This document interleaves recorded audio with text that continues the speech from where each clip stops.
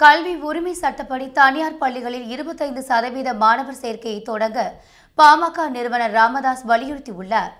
இது தொடர்பாக அவர் வெளியிட்டுள்ள அறிக்கையில், தமிழ்நாட்டில் கல்வி உரிமை சட்டத்தின்படி தனியார் பள்ளிகளில் ஒதுக்கீடு செய்யப்படும் 25% இடங்களில் மாணவர்களை சேர்ப்பதற்கான அறிவிக்கை இன்னும் வெளியிடவில்லை.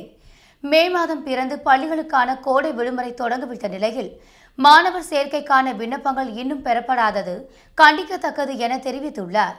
2009ஆம் ஆண்டின் தகவல் பெறும் உரிமை சட்டத்தின்படி அனைத்து தனியார் பள்ளிகளிலும் கேந்திரிய வித்யாலயா போன்ற மத்திய அரசு பள்ளிகளிலும் 25% இடங்கள் ஏழை குழந்தைகளுக்கு ஒதுக்கப்படுகின்றன.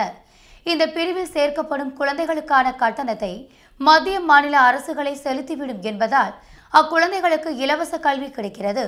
இந்த வகையில் ஆண்டுக்கு 1 லட்சம் குழந்தைகளுக்கு தனியார் பள்ளிகளில் இலவச கல்வி கிடைக்கிறது. அந்த வகையில் இந்த திட்டம் ஒரு வரப்பிரசாதமாகும் என பதிவிட்டுள்ளார். தமிழ்நாட்டில் உள்ள மத்திய அரசுக்கு சொந்தமான கேந்திரிய வித்யாலயா பள்ளிகளில் கல்வி உரிமை சட்டப்படியான மாணவர் சேர்க்கை 2 வாரங்களுக்கு முன்பே முடிவடைந்து விட்டது.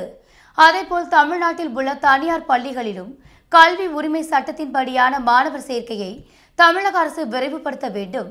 அதற்கான அறிவிக்கையை உடனடியாக வெளியிட்டு விண்ணப்பங்களையும் பெறுவதற்கு தமிழக அரசு நடவடிக்கை எடுக்க வேண்டும் என இவ்வாறு தெரிவித்துள்ளார்.